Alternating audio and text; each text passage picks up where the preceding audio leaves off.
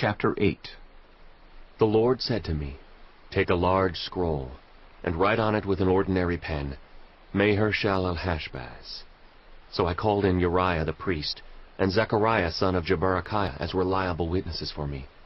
Then I made love to the prophetess, and she conceived and gave birth to a son.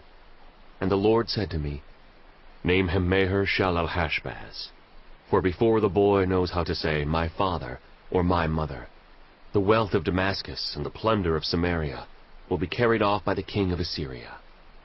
The Lord spoke to me again, "Because this people has rejected the gently flowing waters of Shiloah, and rejoices over Rezin and the son of Remaliah, therefore the Lord is about to bring against them the mighty flood waters of the Euphrates, the king of Assyria with all his pomp.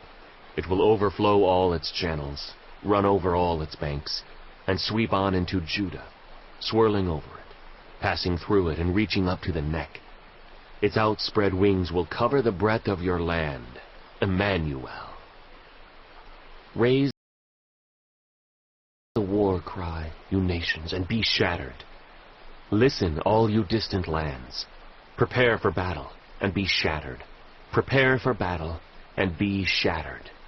Devise your strategy, but it will be thwarted.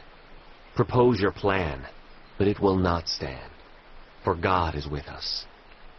This is what the Lord says to me with his strong hand upon me, warning me not to follow the way of this people.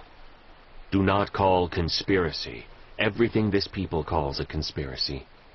Do not fear what they fear, and do not dread it. The Lord Almighty is the one you are to regard as holy. He is the one you are to fear. He is the one you are to dread. He will be a holy place. For both Israel and Judah, he will be a stone that causes people to stumble, and a rock that makes them fall. And for the people of Jerusalem, he will be a trap and a snare. Many of them will stumble. They will fall and be broken. They will be snared and captured.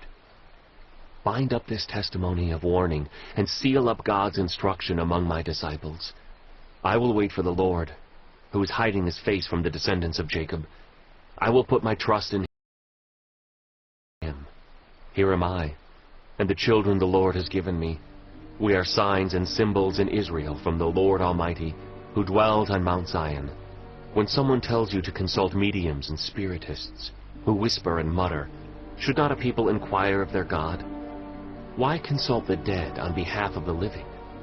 Consult God's instruction and the testimony of warning.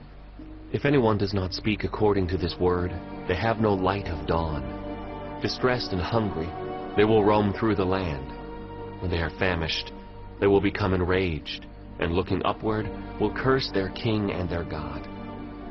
Then they will look toward the earth and see only distress and darkness and fearful gloom, and they will be thrust into utter darkness.